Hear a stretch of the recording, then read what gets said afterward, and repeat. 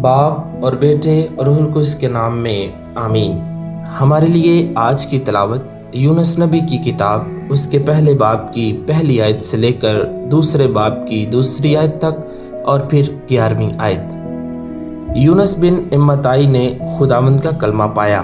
اس نے کہا کہ اٹھ شہر عظیم نینوا کو جا اور اسے آگاہ کر دے کہ اس کی شرارت میرے حضور پہنچ گئی ہے۔ لیکن یونس خداوند کے سامنے سے ترشیش کو بھاگنے کے خیال سے یافا میں پہنچا اور وہاں ایک جہاز پایا جو ترشیش کو جانے کو تھا، اور وہ کرایہ دے کر اس میں سوار ہو گیا تاکہ خداوند کے سامنے سے ان کے ساتھ ترشیش کو چلا جائے۔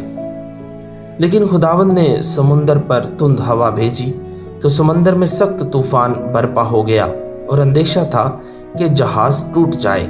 تب ملاح ہراساں ہو گئے اور ہر ایک نے اپنے معبود کو پکارا اور بارے جہاز کو سمندر میں ڈال دیا تاکہ اسے ہلکا کریں۔ لیکن یونس جہاز کے پیندے میں اتر کر وہاں گہری نیند میں پڑا سو رہا تھا۔ تب ناخدا اس کے پاس جا کر اس سے کہنے لگے کہ تو کیسے نیند میں غرق ہے؟ اٹھ اپنے معبود کو پکار، شاید وہ معبود ہمیں یاد کرے اور ہم ہلاک نہ ہوں۔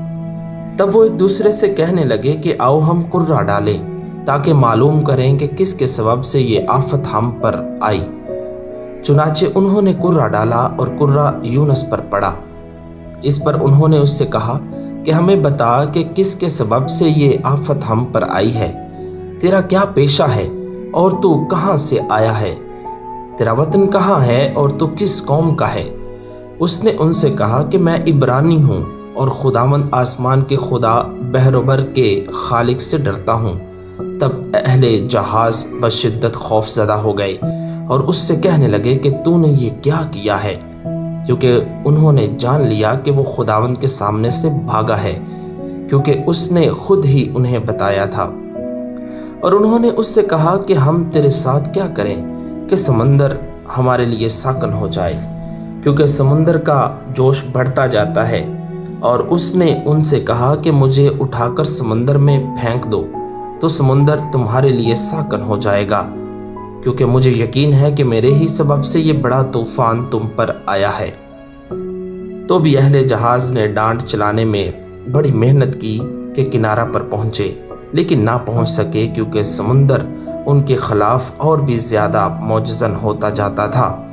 تب انہوں نے خداوند کو پکارا اور کہا کہ اے خداوند، اس شخص کی جان کے بدلے ہم ہلاک نہ ہوں، خون ناحق کا ہمیں مجرم نہ ٹھہرا، کیونکہ تو نے اے خداوند جو چاہا وہ کیا۔ تب انہوں نے یونس کو اٹھا کر سمندر میں ڈال دیا اور تلاطم امواج موقوف ہو گیا۔ اس پر اہل جہاز بہت ڈر گئے۔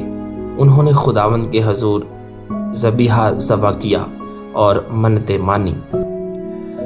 خداوند نے ایک بڑی مچھلی کو مقرر کیا کہ یونس کو نگل جائے، اور یونس 3 دن رات مچھلی کے پیٹ میں رہا۔ اور یونس نے مچھلی کے پیٹ میں خداوند اپنے خدا سے دعا کی۔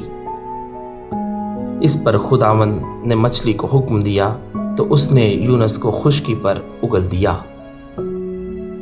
پاک کلام کے پڑھے اور سنے جانے پر خدا کی برکت ہو۔